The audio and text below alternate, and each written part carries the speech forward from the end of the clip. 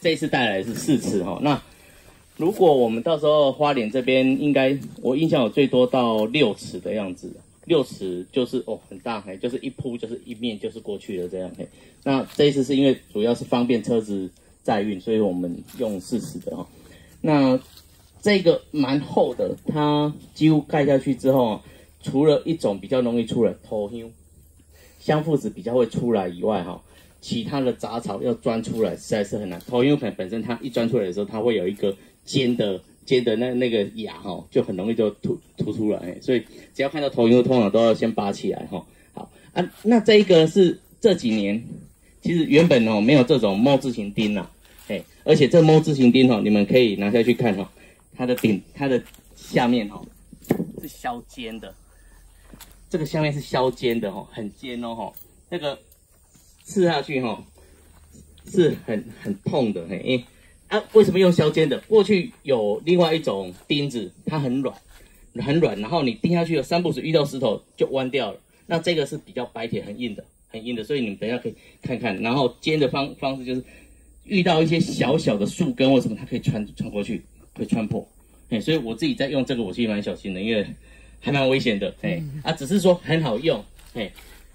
所以说，等一下，我为什么想说先从这里开始因为我们明天嘛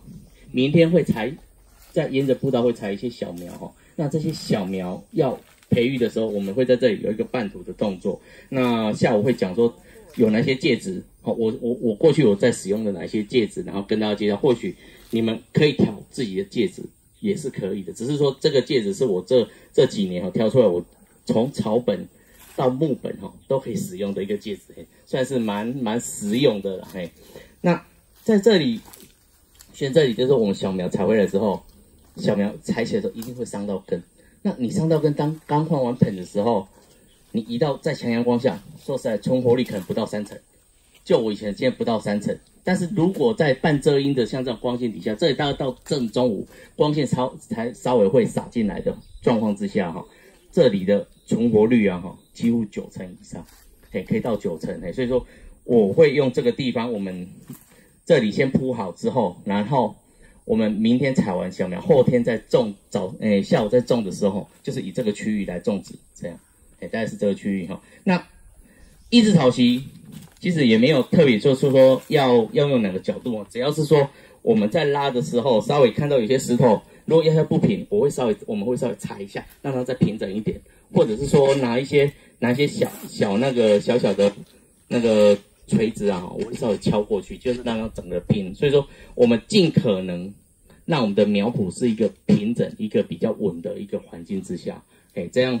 当然啦，像它这里设计的我有看过其他的苗圃的方式，有一些苗圃它的洒水很好，然后呢，它做的是半倾斜的。半倾斜就是说它完全不会积水，然后洒下去水就流到中间，然后它还有一个大池，水就会流回到大池这边。那每个环境有每个环境的做法，那我们这边就用小马已经把这里整得其实非常平了啦。所以原本老师说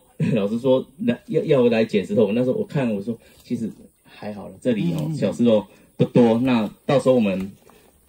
一枝草席盖完之后，然后再放育苗盆的时候，就可以知道说它的高低落差，然后旁边有很多小碎石，我们拿过来垫它的那个育苗盆上面来做使用。好，那我们等一下就开始先来钉这个一枝草席。他说要平因为刚刚我们不是说我们使用的方式是用蓄水盆的育苗的方式。那蓄水盆育苗的方式，如果说这个水盆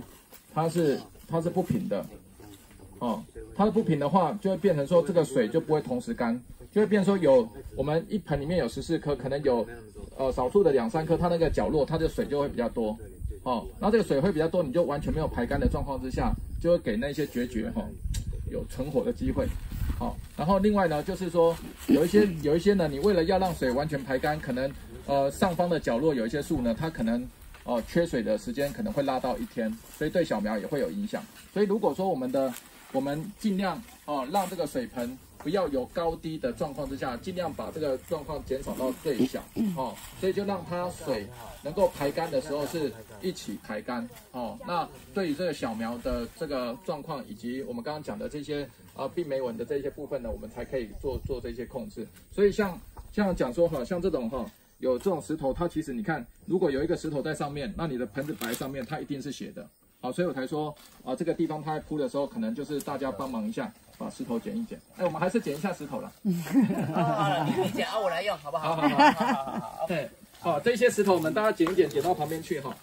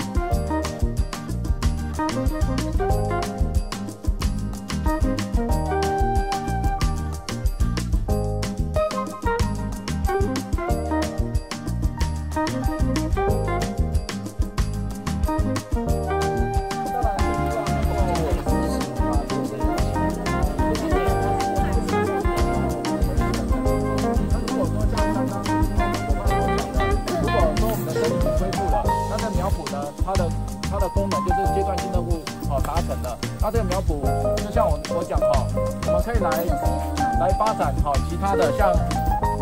我昨天所讲，像日本山茶、凤凰山茶的这个培育就是我们这些原生植物还是有一些是高经济价值的。